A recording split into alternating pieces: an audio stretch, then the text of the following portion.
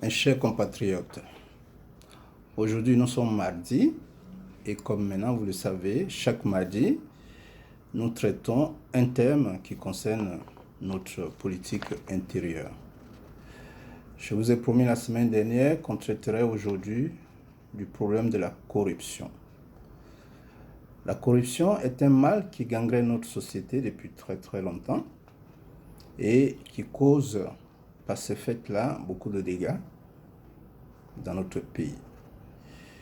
Je vais essayer, selon mon point de vue, d'identifier les causes de la corruption et voir s'il y a des solutions. Ce qui ne serait pas évident, mais dans tous les cas, il faut qu'un jour on mette fin à cette corruption-là. La corruption, selon mon analyse, moi, vient de l'origine de notre indépendance. Je vous ai déjà expliqué dans quelles conditions notre pays a eu son indépendance. C'est une indépendance qu'on nous a donnée et qui fait que nos représentants, nos chefs d'État sont soumis à une autorité au-dessus de lui, qui est la France. Dans ces conditions-là, ce que nous savons aujourd'hui, qui paraît de plus en plus clair, c'est que tant que ce chef d'État-là, installé par la France, respecte les accords de coopération, donc défend les intérêts de la France, il n'a aucune inquiétude à avoir par rapport à sa gestion du pays. Il y a quelque chose que nous savons tous, c'est la peur du gendarme. La peur du gendarme, qu'est-ce que ça veut dire? La peur du gendarme veut dire que l'autorité, on craint l'autorité qui est censée dicter les règles de vie, donc d'une société harmonieuse. Dans une démocratie, l'autorité, c'est le peuple. Tant que le dirigeant craint le peuple, c'est-à-dire a peur du vote, le dirigeant fait l'effort d'avoir un comportement respectueux des intérêts publics et essaie de faire que le pays soit en harmonie. Dans nos cas, dans nos pays, notre président, qui est l'autorité suprême dans la gouvernance, le peuple est au-dessus de lui normalement, mais ce gouvernement-là, ce président-là ne craint pas le peuple. Pourquoi? Parce qu'il est protégé par la France. Et à partir du moment où il ne craint pas le peuple, il agit comme il en a envie. Et vous remarquez chez nous, la corruption vient d'en haut. En haut, ça veut dire depuis la tête de l'exécutif. Quand vous êtes un chef de famille et que vous ne vous préoccupez pas de la vie du peuple, mais plutôt de votre vie à vous et de ceux qui vous entourent, le peuple, il se sent abandonné. Et quand le peuple se sent abandonné, il essaie par tous les moyens de trouver ses moyens d'existence. Donc, la corruption vient du fait que quelqu'un qui commet une faute, nous sommes tous des humains, quelqu'un qui commet une faute n'est pas sanctionné. Une faute, je veux dire un détournement, n'est pas sanctionné. Pourquoi? Parce que les autorités au-dessus, eux-mêmes, ne sont pas blancs. Ne sont pas blancs, je veux dire, eux-mêmes sont trempés jusqu'au cou dans la corruption. On a des détournements, des gens qui sont censés de diriger telle ou telle structure publique, qui font des détournements. Donc, à partir du moment où vous, qui êtes celui qui devrait sanctionner les fautes, les mauvais agissements, vous-même vous êtes impliqué, vous ne pouvez pas appliquer des sanctions. Donc, la corruption vient du fait que nos démocraties ne sont pas de véritables démocraties. Parce que dans une vraie démocratie, quand le comportement du dirigeant ne plaît pas au peuple, le peuple le sanctionne et le renvoie du pouvoir. Mais chez nous, on voit que les gens, ils sont là, ils font comme ils ont envie, ils dépensent l'argent public comme si c'était leur propre denier, et ils n'ont aucune crainte en termes d'élection pour dire cette fois-ci, j'ai pas bien fait, donc je risque d'être sanctionné par le peuple, donc je vais m'atteler à avoir un comportement responsable. Donc voilà, en un mot, ce qui justifie, selon moi, la corruption. Demain, On a vu au Burkina Faso. Quand Thomas Sankara est arrivé, il a remis la société en ordre. Et au Burkina, il n'y avait pratiquement plus de vol, il n'y avait plus de corruption. Les gens se sont mis au travail, ils ont commencé à travailler et à changer le pays. Malheureusement, on sait ce qui lui est arrivé. Donc, tant que nous n'aurons pas dans nos sociétés des dirigeants libres de leur agissement, craintifs du peuple, parce que c'est le peuple qui les a mis là et demain peut les révoquer, nous serons toujours dans cette histoire de corruption, de savoir que quelqu'un qui est fonctionnaire, demain cherche par tous les moyens, parce qu'il a une petite responsabilité, à se faire payer pour rendre le service pour lequel l'État lui donne un salaire. Donc aujourd'hui, je ne vais pas être très très long, mais si vous remarquez bien, toutes les vidéos que je fais tournent autour de notre liberté, autour de notre indépendance. J'ai parlé des partis politiques qui ne sont pas libres eux-mêmes. J'ai parlé de notre accession à l'indépendance qui s'est faite dans des conditions où on n'est pas vraiment indépendant. Et puis, il y a beaucoup d'autres sujets comme ça qui sont liés les uns aux autres. Parce qu'on est dans un système où chaque élément de notre vie démocratique est lié à un autre élément. Aujourd'hui, je vais faire ce petit clin d'œil-là. Nous avons des coalitions qui sont en train de se former, des plateformes. Ça rappelle un peu l'histoire. Il y a eu le Front républicain, où le FPI et le RDR se sont mis ensemble pour combattre le PDCI. Après, il y a eu la coalition RDR-FPI pour combattre le PDCI, RDR-PDCI pour combattre le FPI. Aujourd'hui, on a une coalition FPI-PDCI qui va se mettre en place pour combattre le RDR ou le RHDP. Bon, on l'appelle comme on veut, mais bon, c'est bonnet blanc et blanc bonnet. Donc, tout ça, moi, ça me fait mal au cœur. Parce que j'ai comme l'impression que nos dirigeants ne tirent pas de leçons du passé. On ne peut pas avancer si on ne tire pas de leçons du passé. Notre problème, je le dis toujours et je le redirai, notre problème, ce n'est pas entre nous, partis politiques, ni entre nous, individus. Notre problème, c'est comment on se met ensemble pour se libérer de la France. Tant qu'on n'aura pas compris ça, là, on va aller faire des élections. Si la France décide que c'est un tel qui va être président, qu'on se mette en coalition, qu'on ne se mette pas en coalition, qu'on se mette en plateforme de l'opposition, si la France a décidé, ce sera celui-là. Donc, c'est pour cela que moi, je dis, regardons ce qui nous est arrivé. En 2010, c'était grave, et en temps vers 2020, on risque encore d'avoir la même chose. Donc, faisons une pause, interrogeons-nous sur ce qui s'est passé, et comment faire pour éviter cela. Dans ma dernière vidéo, je l'ai dit. Aujourd'hui, le PDCI, le FPI, avec la libération du président Gbagbo et de Charles Blé Goudé, sont en train de se mettre ensemble pour combattre le RDR, RHDP. Si rien n'est fait, demain, en octobre prochain, on va avoir des élections qui vont être encore contestées. Et contestées, ça veut dire qu'on risque d'aller encore aux affrontements. Donc, mettons bas la terre. Posons-nous la question, comment on va faire pour désamorcer cet engrenage-là? Parce que c'est un engrenage dans lequel on est rentré. Comment on va faire pour désamorcer ces engrenages? Moi, j'ai dit, ma voix n'est peut-être pas audible, mais je le dis quand même.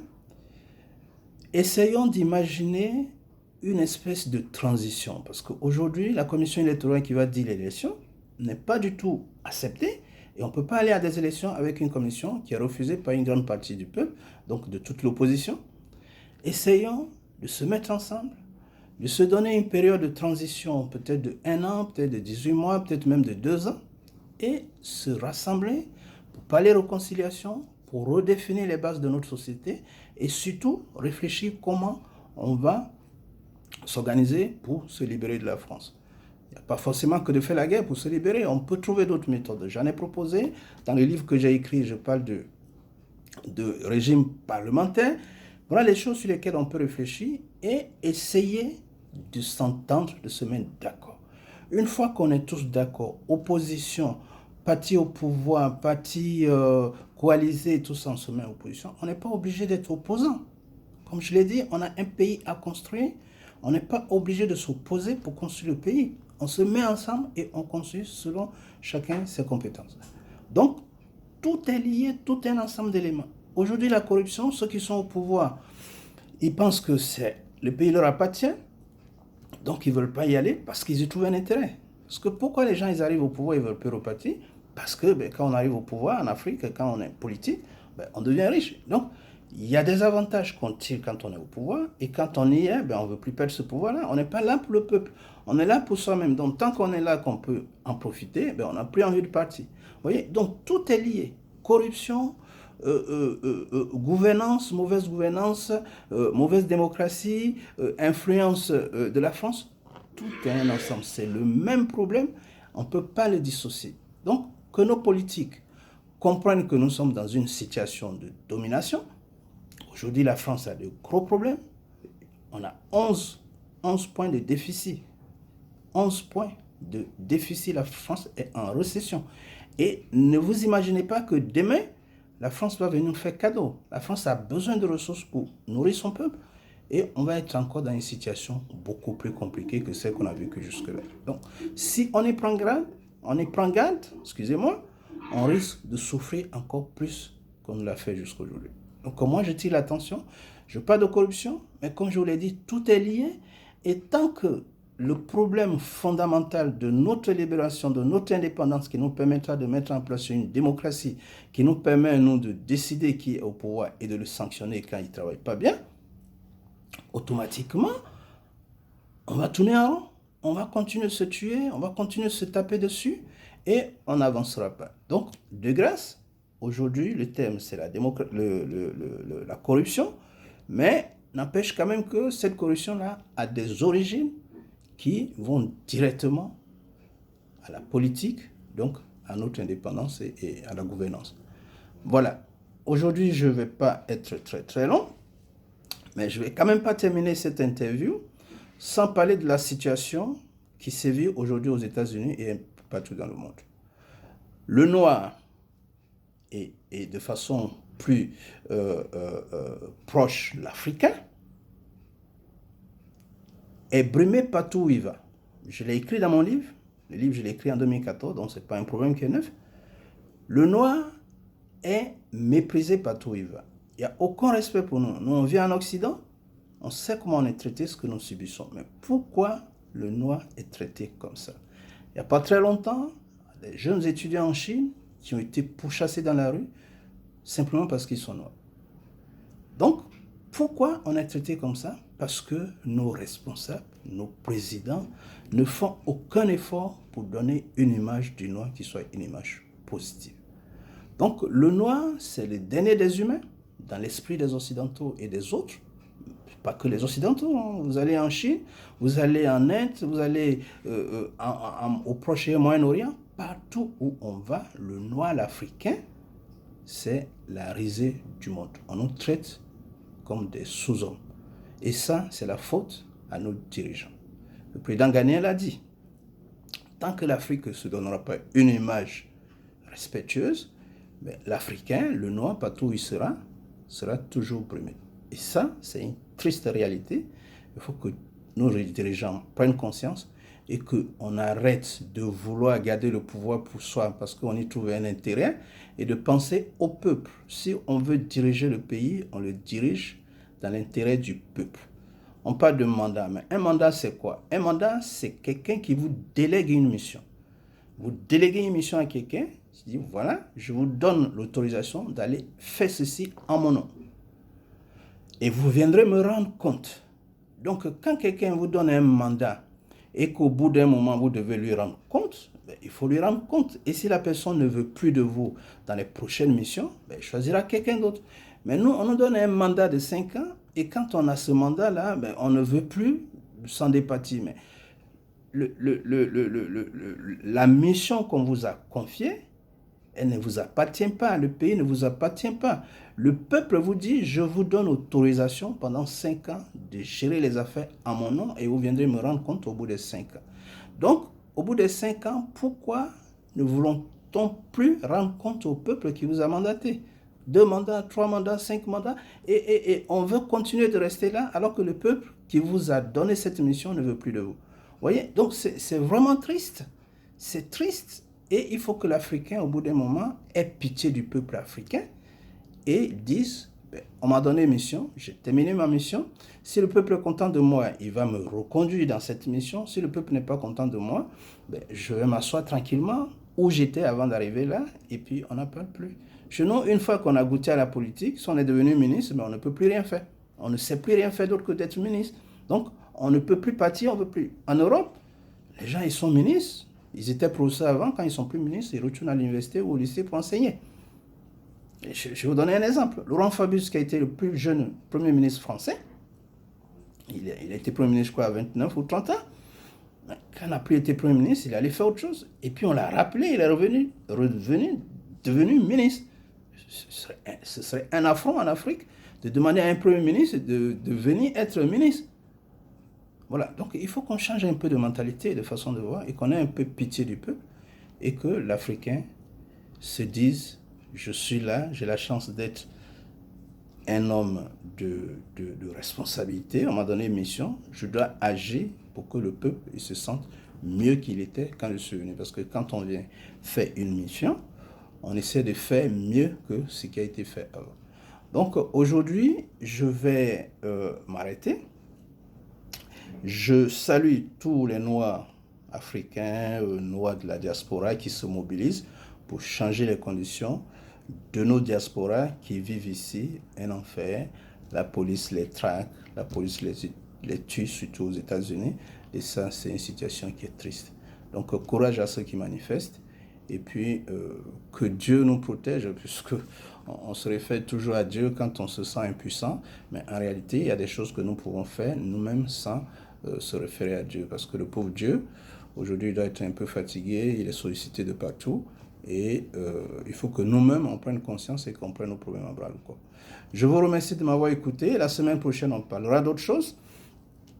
J'espère que vous prenez plaisir à m'écouter et à partager mes vidéos. Ce n'est pas des sujets qui intéressent le citoyen lambda, parce que bon, les choses qui intéressent plus, c'est quand on parle d'actualité musicale, de choses plus ou moins voilà, qui attirent le grand monde, la jeunesse et tout ça. Moi, je traite des sujets beaucoup plus compliqués, des sujets beaucoup plus, j'ai dit, politiques, et c'est pas tout le monde qui s'intéresse à la politique. Mais pour ceux que ça peut intéresser, moi, je dis, la lettre motive, c'est notre indépendance. Une fois qu'on a ça, on peut traiter tous les problèmes. La corruption, il suffit qu'un président arrive, qui donne un mot d'ordre, et la corruption, au bout de 5-6 mois, va disparaître. Donc, je vous remercie de m'avoir écouté. Je vous souhaite une bonne semaine et je vous dis à bientôt. Merci, au revoir.